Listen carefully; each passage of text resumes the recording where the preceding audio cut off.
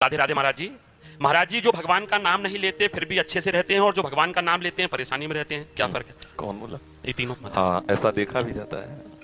क्या होता है कि जैसे कोई प्रभु का नाम जप नहीं कर रहा और बड़ा लौकिक पदार्थों से भरा पूरा देखा जाता है, सुखी देखा जाता है, तो उसमें हमारे भागवतिक विधान में एक सिस्टम है।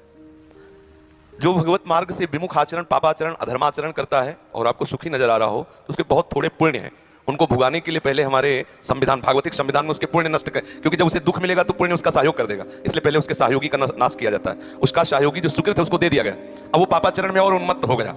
अब उसके वो सुकृत चल रहे हैं, इसलिए उसे जुकाम भी नहीं होगा, और वो सुकृत उसके नष्ट हो रहे हैं। और जिस दिन उसके सुकृत नष्ट हुए, फिर मिटिया मेट होते हुए देखा है। शास्त्रों का विधान तो है ही, हमने देखा है। एक ठाकुर रामबली सिंह जमींदार आसपास बंदूक लेके चलते, ऐसा बच्चापन में को देखा हमने।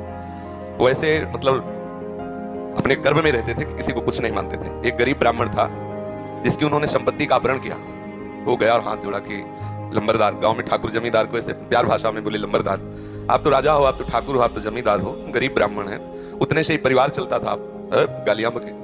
उन्होंने पैर छुआ ब्राह्मण ने ऐसे और रो दिया और वापस आ गया। जानते हो, आज उनके कुल में कोई पानी देने वाला नहीं है। कुछ ही दिनों में बड़ा लड़का भयंकर कैंसर से बीमार हुआ, मर गया। दूसरा दिमाग खराब हो गया, तीसरे की टांग टूट गई, चौथा लेवरी करके उनको जो खवाने वाला था पीलिया हो गई। और आप अफीम के इतने नशेबाज बन गए कि धीरे धीरे साहब, जहां उनके आगे पीछे बंदूक लेके चलते थे, वहां मक्खी उड़ाने वाला कोई नहीं रहा, और पशु की तरह मरे जब कोई फेंकने वाला नहीं। ऐसी स्थिति होता क्या है कि शुभ कर्म जब तक हमें वहां के हमारे भागवतिक विधान में सिस्टम है, यदि आप अधिक पाप करेंगे तो आपके जल्दी से जल्दी शुभ कर्म आपको दिए जाएंगे कि वो नष्ट हो, तब तुम्हारा नाश शुरू होगा।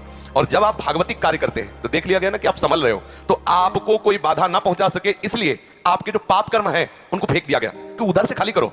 जो उसके शत्रु पक्ष के पाप कर्म जमा है उसको नष्ट करने के लिए उनको भेजो, क्योंकि इस समय धर्मनिष्ठा में ये पचा जाएगा। तो उसके पाप कर्म आते हैं और धर्म में प्रबल होकर के उन पाप कर्मों को भोगता है, धर्मात्मा बन के चलता है। जिस दिन उसके पाप नष्ट हुए वो सुकृत और ये वर्तमान के सुकृत मिल गए, उस दिन जय हो जाती है उसकी, कोई पराजय सजयती, त्रिभुवन में उसकी जय जयकार हो जाती है। और उस पापात्मा का ऐसा नाश होता है, कोई पानी देने वाला नहीं मिलता। ऐसा नहीं है कि पापी पुरुष मौज से है और धर्मात्मा कष्ट से है, उसके रहस्य को नहीं जानती, इसलिए तुम्हें ऐसा लगता है। समझ पा रही हो?